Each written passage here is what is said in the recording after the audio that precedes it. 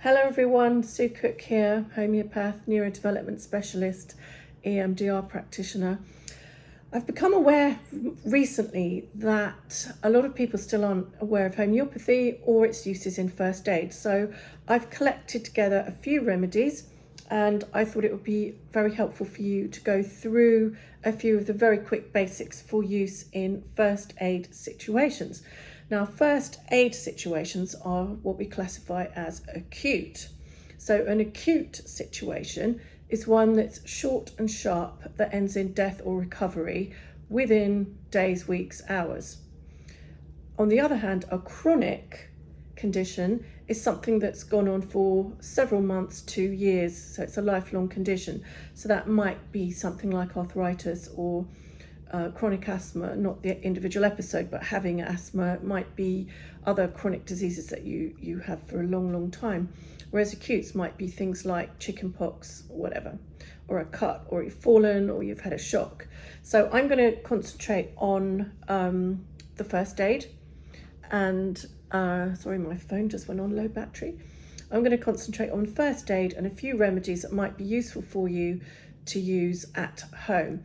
Now you can get little first aid kits from Helios, from Ainsworth. Ones that size, they contain things like 18 remedies, 36 remedies. You can get ones for birthing and ones for other things. So that's your go-to source for a kit. Now, I'm a homeopath, so I have all the individual remedies.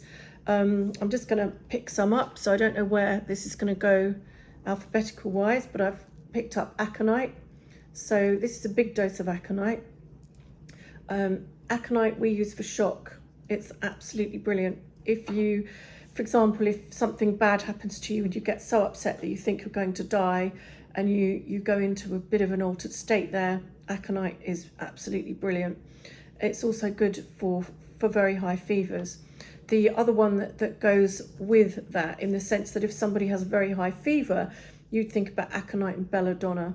So the Belladonna fever would be pupils dilated, very red and hot, and throbbing is the keynote there. So if they've, say, for example, got a throbbing headache or throbbing pains, Belladonna's your man for that. A few years ago, I was driving. You know how when you're driving and you get the dappled light when the sun is lower in the sky and it's coming through the trees and it's light, shadow, light, shadow, light, shadow, light, shadow when you're driving along. And I got to where I was going and I got a visual migraine. My vision was quite distorted. That's when I'd parked up. It was a little while later, not when I was driving. Belladonna sorted it in absolutely minutes, which was a relief because everything down here was all jiggy and this big throbbing head. Horrible. What else have we got here? We've got Arnica.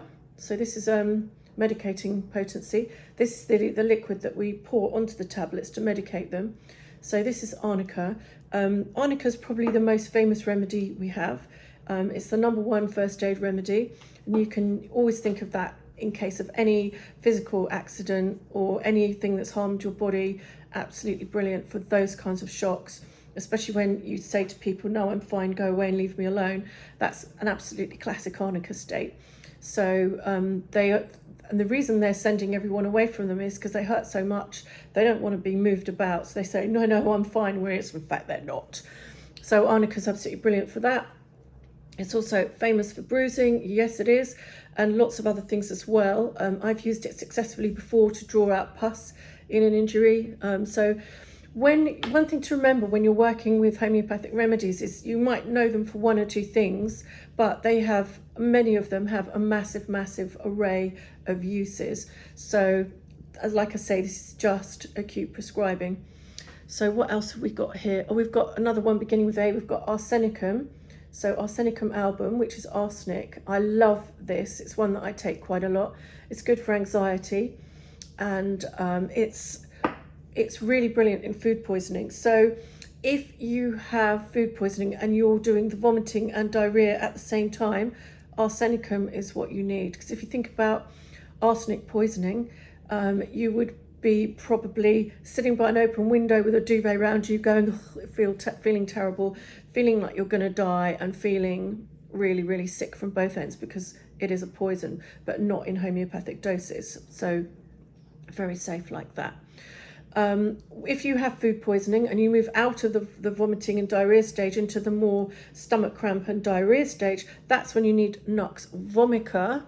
I have Nux Vomica here. So Nux Vomica is really good for that cramping stage, irritability, and so on. Following on in that little trio for food poisoning, the third one that you might often need is cinchona bark, which is quinine, but in homeopathic potency. And that was the first remedy that we used to use for malaria. It causes intermittent fever if you poison yourself with cinchona bark or china, and that's why it cures it, because like treats like. But what it will do at the end of a food poisoning session, when you've lost lots of bodily fluids, it will rebalance you. And as I said before, all remedies are completely safe to take with no side effects. We work with babies, children, animals who don't even know they've necessarily had a remedy, and they get better, and they're very, very safe for pregnant women as well. What else have we got here? Apis. So apis is a brilliant remedy. If you think about what your skin looks like, if you've had a bee sting, it will be, you'll get like a pink mound of swelling. So if you ever get a pink mound of swelling, apis is the remedy you need for that. I knew someone who had got a piece of grass in their eye. You know, the heads of grass that's kind of like abrasive, went in his eye, and the white of his eye came up in a pink lump. Apis was administered and this was cured immediately. This just went away, which was a revelation because I was freaking out a little bit. What else have we got here? Bryonia. Bryonia is a remedy that is needed if somebody can't move. Say there was a pint of water next to them and they're really, really thirsty, but they cannot summon the strength to lift it up and drink it. That would be your Bryonia state. So absolutely worse for movement, doesn't want to move, and when they do move, they'll drink the whole glass.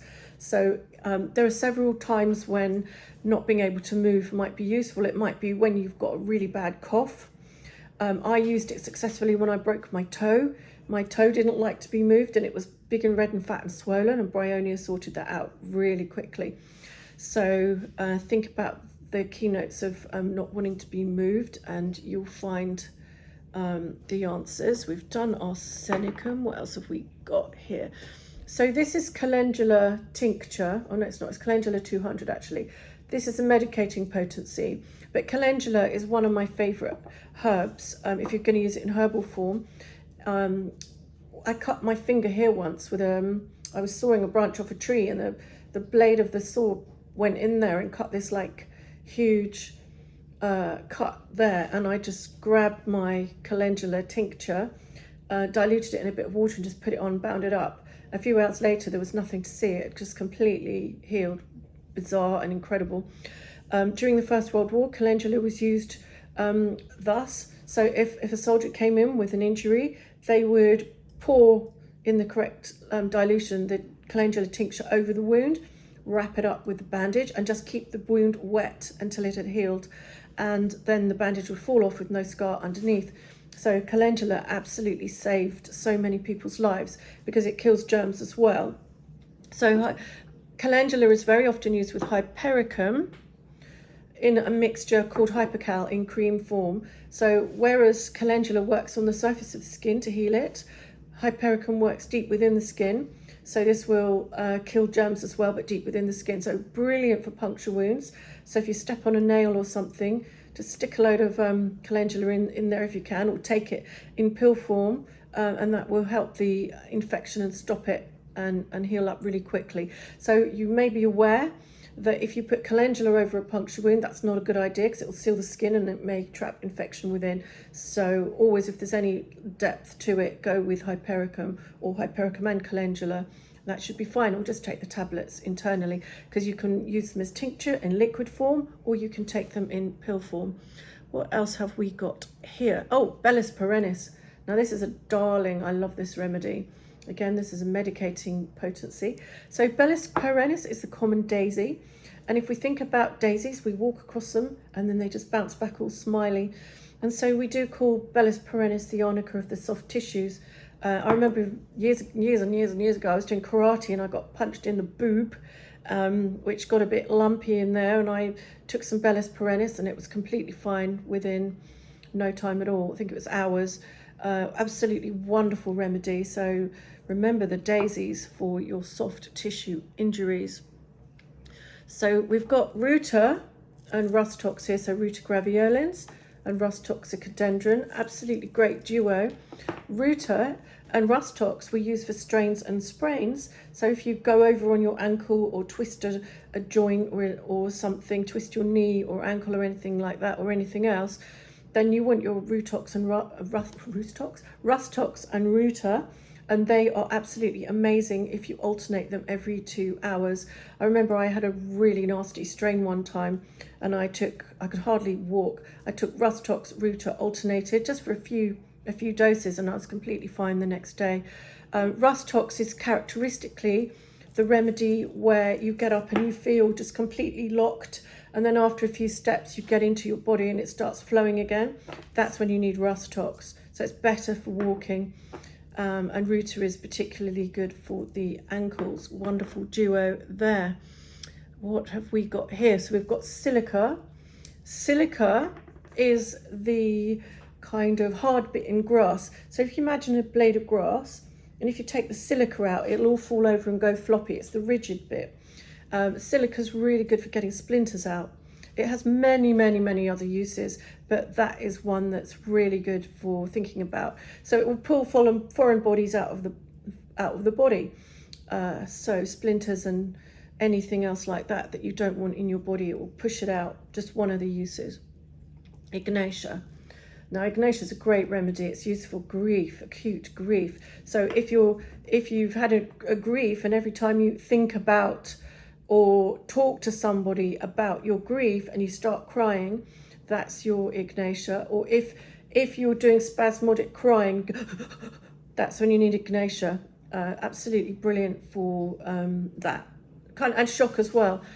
But then grief tends to be shock too. So that will pull that out of your system really well. We've got Gelsemium here. Gelsemium is a good remedy that can be used for flu. So when you've got the shakes, when you're in bed shaking, Gelsemium is your man. If you've got the Eupatorium flu rather than the Gelsemium flu, that's when your body feels like a carcass with a wind blowing through it. So you're feeling really vulnerable and your breathing's not great. Probably not the best description of Eupatorium, but one to bear in mind, and so on. Kaylee Bic.